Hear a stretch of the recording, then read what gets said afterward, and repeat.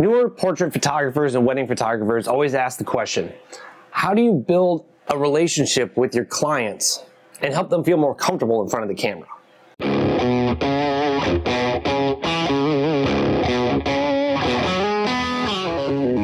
If you haven't seen my videos before, my name is Brandon. I'm a professional wedding photographer based here in the central Midwest. Now I'm gonna try my best today to use my experience photographing people and my experience working outside sales to try to teach you how to build a better relationship with your clients and help them feel more comfortable during the sessions or during the wedding day.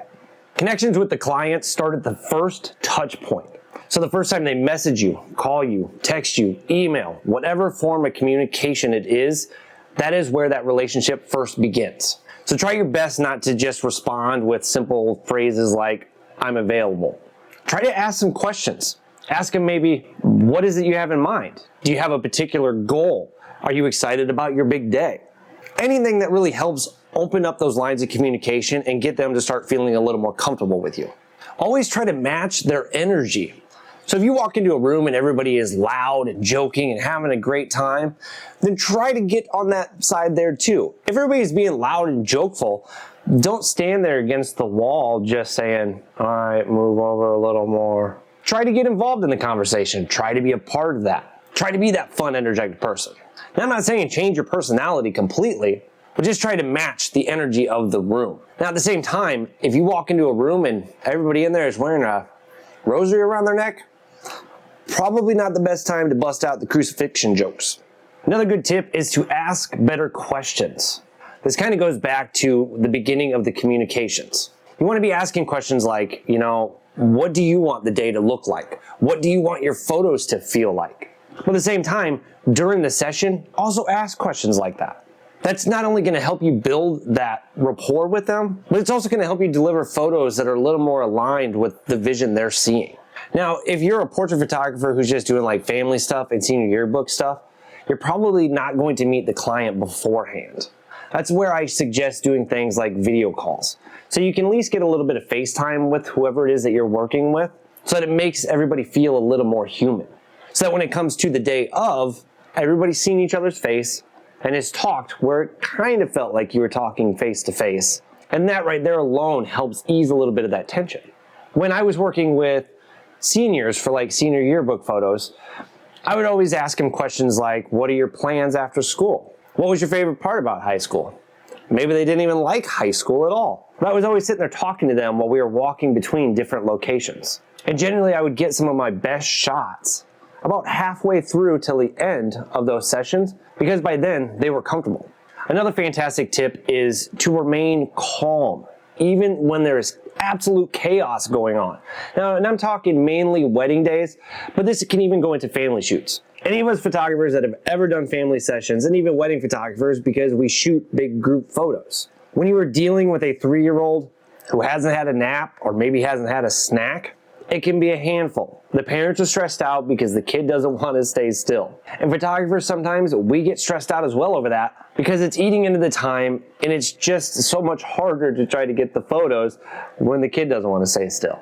But it is best if you stay calm and do the best job you can at helping those parents manage the situation.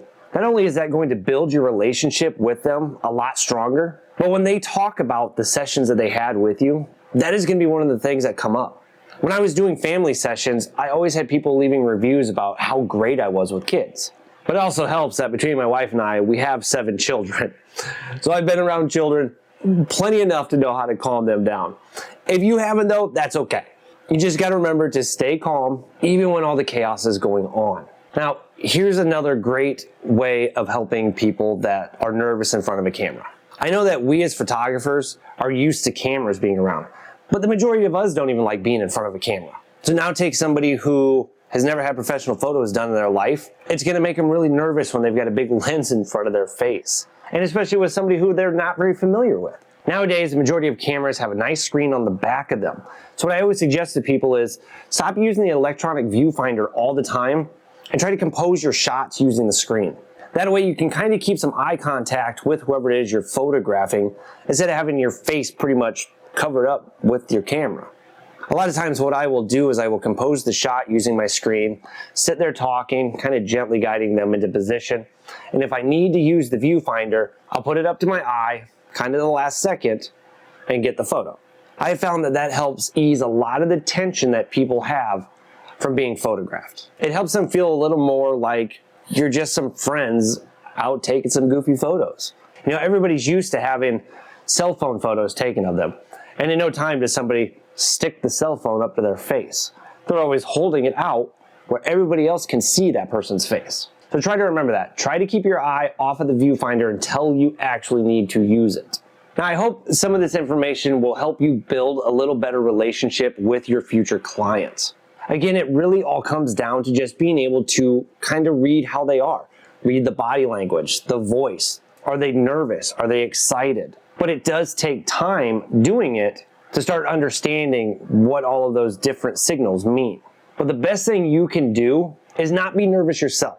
Just as you can see when somebody is nervous, they can see that you are nervous. You need to always be kind of that voice of reason. You're the professional, and they should always feel like you are the professional.